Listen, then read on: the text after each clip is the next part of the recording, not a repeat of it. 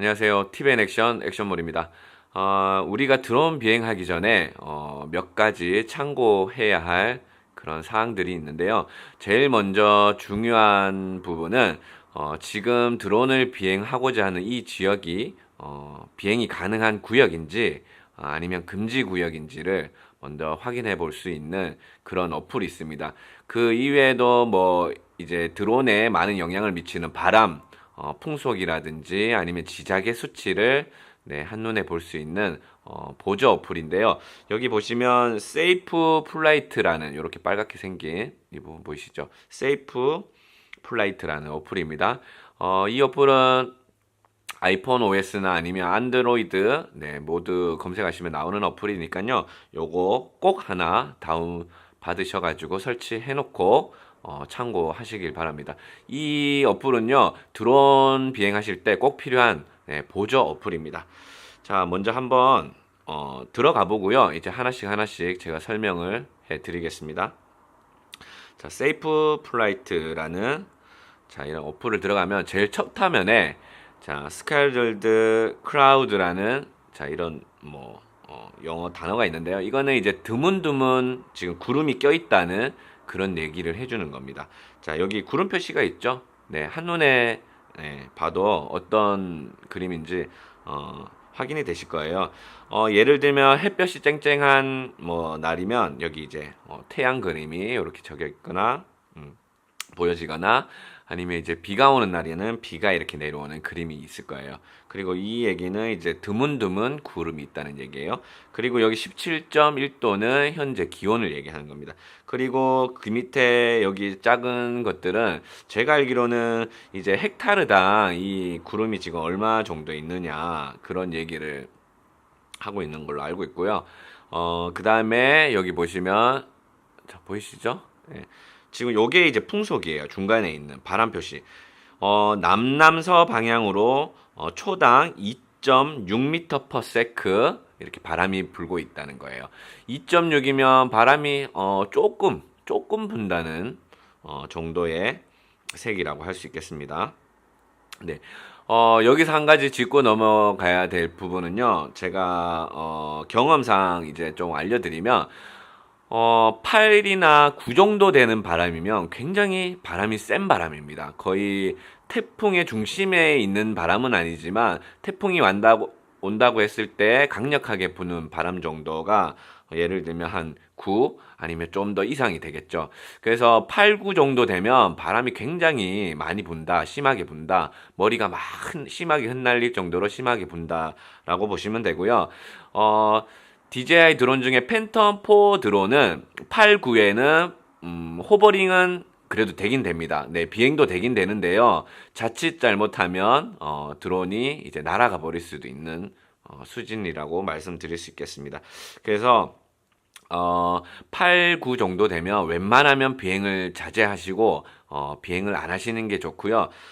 뭐 6 정도, 7 정도 되면 바람이 조금 세기는 하지만 그래도 한번 날려볼 만한 버텨볼 만한 수준이기 때문에 예를 들면 뭐 한 6, 7 정도까지 여기 이제 풍속이 그 정도 나온다고 하시면 비행을 하시고요. 그 이상 올라간다고 하시면 바람이 분다고 하면 비행을 안 하시는 게 좋습니다. 만약 그래도 무리하게라도 한번 날려보고 싶다고 하시는 분들은 8 이상 되셔도 한번 날려보셔도 됩니다. 그 뒤에 책임은 제가 지질 않습니다. 그래서 남남서 방향으로 2.6은 굉장히 이제 조금 바람이 아주 약간 살랑살랑 부는 정도예요. 그리고 이 바람이라는 건요, 지상에 있을 때랑 그리고 이제 공중에 뭐 예를 들면 50m, 100m 올라갔을 때 바람이 이제 굉장히 다르기 때문에 이런 점 유의하셔가지고 날리셔야 됩니다. 자, 그리고 여기 왼쪽에 보면 해 뜨는 방향. 자, 요거는 위로 이렇게 해 뜨는 화살표가 있죠. 요거는 일출입니다. 일출. 해 뜨는 시간. 자, 5시 36분. 그리고 우측에 있는 거는 일몰 시간이에요. 7시 5분. 지금은 이제 4월 한 이제 말쯤 되다 보니까 이제 이런 해 뜨고 해가 지는 시간이 굉장히 좀 길어졌습니다.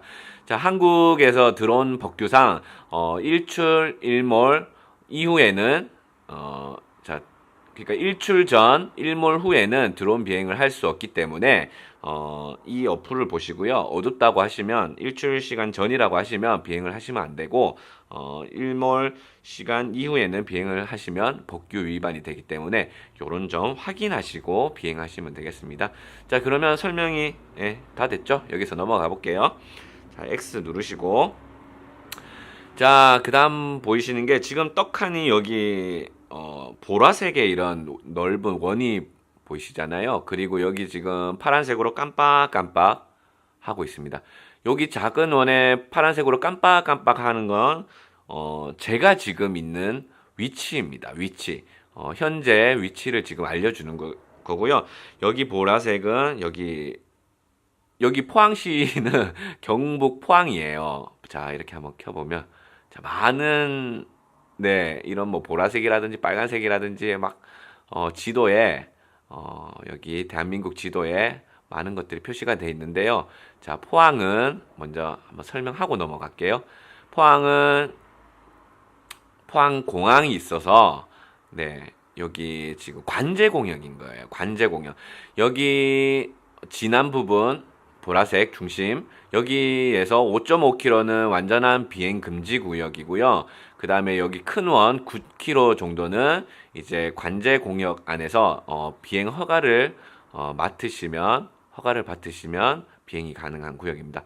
여기 지금 자세히 보시면 제가 있는 지역은 비행 금지 구역을 살짝 벗어난 지역이라서 특별히 비행 허가라든지 그런 정식적인 허가 절차를 거치지 않고도 그냥 편안하게 150m 고도 150m 미만에서 자유롭게 비행이 가능합니다. 여기 자 이렇게 보시면 딱 벗어나죠. 그래서 만약에 이런 지역 안에서 이런 금지 구역 안에서 만약에 있다고 하시면 비행을 하시면 안 돼요. 네. 자, 무슨 말인지 아시겠죠?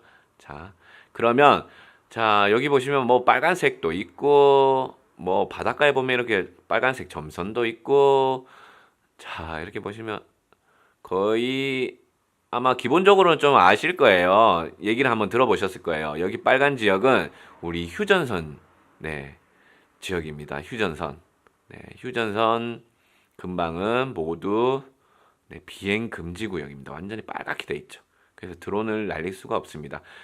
단 허가를 맡으시면 드론 비행이 가능해요. 자, 그리고 많은 분들이 거주하시는 서울. 자, 광북 쪽은 완전히 다 비행 금지 구역이에요. 이쪽 구역은 왜 그러냐고 하면 뭐 공항도 있고 아무래도 이제 대한민국이 이제 남북 간의 그런 전쟁이 아직까지는 끝나지 않은 휴전 지역으로 분단 국가이기 때문에 뭐 이제 군사적인 보안상 아니면은 뭐 이제 높은 건물이라든지 이런 것들이 많아서 대부분 다 비행 금지 구역입니다. 자, 여기 강북의 일부분 그리고 강남은 일단 비행 금지 구역은 아니에요. 대신 근데 서울 근방 이 지역이 대부분 다 이렇게 넓은 지역이 비행 제한 구역이에요. 비행 제한 구역. 비행 제한 구역. 비행 제한 구역, 비행 금지 구역, 뭐 이제 관제 구역, 관제 공역, 뭐 이런 구역들이 나눠져 있는데요. 이런 것들을 어떻게 확인하냐면 자, 여기 보시면요. 어플 아래쪽에 정보라고 있어요. 정보. 정보를 누르시면 기본 정보라는 게 나오고 지도 구역 안내라는 게 나옵니다. 그러면 제가 일단 지도 구역 안내를 먼저 설명해 드릴게요. 자, 조금 전에 어플 지도에서 보신 것처럼 빨간색은 비행 금지 구역, 점선 구역은 비행 제한 구역, 그리고 노란색은 비행 위험 구역, 그리고 보라색은 공항 및 관제 공역이에요. 자, 여기를 전부 다 눌러보시면 설명들이 자세하게 나와 있습니다. 자, 비행 금지 구역. 대표적으로 이렇게 서울 화면에 뜨죠? 자, 비행 금지 구역은 안전, 국방 및 그 밖의 이유로 항공기의 비행을 금지하는 육지 또는 영해 상공에 설정된 일정 범위의 공역입니다. 항공교통관제기관이나 군 통제기관의 인가를 받은 항공기를 제외한 모든 항공기 및 초경량 비행장치는 비행금지구역에서의 비행이 허용되지 않습니다. 이를 위반할 경우 200만 원 이하의 과태료가 부과될 수 있습니다. 자, 아무래도 서울은 굉장히 이제 휴전선이랑 가까이 있기 때문에 굉장히 민감한 지역이에요. 그래서 함부로 비행을 하시면은 참 곤란한 상황이 발생할 수 있고요. 이 빨간 구역, 이 전체 구역은 완전하게 비행이 금지된 구역이라서 취미로 그냥 간단하게 뭐 한강공원이라든지 이런 데 드론을 가지고 가셔서 비행을 하시면 그게 불법 행위가 되기 때문에 하시면 안 되는 거예요. 자, 요거는 여기까지 하고 넘어가겠습니다. 자, 그래서 빨간 지역은 절대 비행을 하시면 안 됩니다. 대신 상업 용도로 뭐 촬영이나 이런 것들이 필요하시다고 하시면 영업용으로 필요하시면 국방부랑 이제 뭐 국토부랑 허가를 맡으시면 항공청에 허가를 맡으시면 비행이 가능해요. 자, 그 다음에 비행 제한 구역을 가보겠습니다. 비행 제한 구역은 좀 재밌게 말씀드리면 이런 데는 이제 막 전투기라든지 헬기라든지 뭐 군사적으로 이렇게 막 사격 연습을 한다든지 그런 군사적인 그런 뭐 비행기라든지 이런 것들이 날아다니는 공역인 거예요. 그리고 뭐 또 다른 이제 훈련이라든지 그런 훈련이 이루어지는 그런 공간이기 때문에 이 지역도 일단은 비행을 하시면 안 되는데요. 자, 그 대신 옵션이 있습니다. 자, 12km 이하의 비상용 무인 비행 장치는 지표본에서 150m, 고도 150m 미만에서는 자유롭게 날릴 수 있어요. 예로 DJI의 팬텀4라든지 인스파이어라든지 아니면 매빅 프로, 매빅 에어, 스파크, 텔로 같은 이런 작은 드론 그리고 조그마한 완구 드론은 12km 이하기 때문에 비행 제한 구역에서도 자유롭게 비행이 가능합니다. 이렇게 안에 있어도 자유롭게 가능해요. 그래서 그냥 날리시면 됩니다. 대신 이제 뭐 농업용이나 아니면 큰 비행 기체들은 반드시 신고를 하시고 나서 비행 허가를 맡으시고 나서 네, 날리셔야지 불법이 되지 않습니다. 자, 그럼 넘어갈게요. 그 다음에 비행 위험 구역. 자, 요거는 이제 노랗게 이렇게 나오는 화면인데요. 이 비행 위험 구역도 뭐 아주 대표적으로 많은 구역은 아닌데 이제 지방 소도시나 아니면 그 지역 도시에 이런 구간이 군데군데 있을 수 있어요. 자, 이 구역은 항공기의 비행 시 항공기 또는 지상시 선물에 대한 위험이 예상되는 일정 범위의 공역입니다. 라고 되어 있고요. 여기도 마찬가지로 150m 미만에서는 12km 이하의 비상용 드론은 150m 이하에서는 자유롭게 비행이 가능하고요. 12km 이상은 비행을 할 수가 없습니다. 허가를 맡아야지 비행이 돼요. 여기가 어떤 지역이냐? 예를 들면 그런 지역이에요. 제가 한번 보여드릴게요. 자, 지도로 다시 돌아가셔가지고 서울에 한번 볼게요. 서울. 자, 서울에 보면 이렇게 잠실 쪽에 보면요. 여기 노란 게 있어요. 강남에. 이런 데 보면 롯데월드 있죠. 제2 롯데월드. 높은 건물들. 네. 그런 건물이 있는 데가 이렇고요. 그리고 또 예를 들면 저기 부산 같으면요. 자, 부산만 요트 경기장이라는 데가 있어요. 딱 여기입니다. 여기 광안대교 옆에 여기 광안대교 옆에 이쪽은요. 그 되게 높은 또 그 해안가에 높은 아파트가 있어요. 네. 거기 되게 멋진 그 막루라고 하나요? 되게 멋진 그 아파트가 많이 모여 있는 고급 아파트가 모여 있는 높은 곳인데요. 이런 데는 조심히 그냥 날리시면 돼요. 그러니까 12km 미만의 비상용 드론, 작은 드론들은 그냥 이제 조심히 비행하시면 되니까 네, 이런 점 확인하시고요. 부산 보면 부산 대부분 지역 뭐 기장 이런 데는 왜 여기가 빨갛냐면 원전이 있는 지역이에요. 원전. 그렇기 때문에 자, 이렇게 전부 다 빨갛게 되어 있습니다. 울산도 마찬가지로 원전이라든지 공항 뭐 이런 게 있기 때문에 전부 다 금지 구역이에요.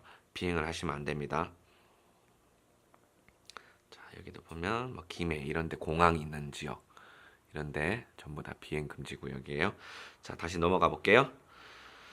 어, 자, 보라색은 공항 및 관제 공역입니다. 아까 제가 있는 곳이 포항이기 때문에 제일 먼저 설명을 한번 드렸는데요.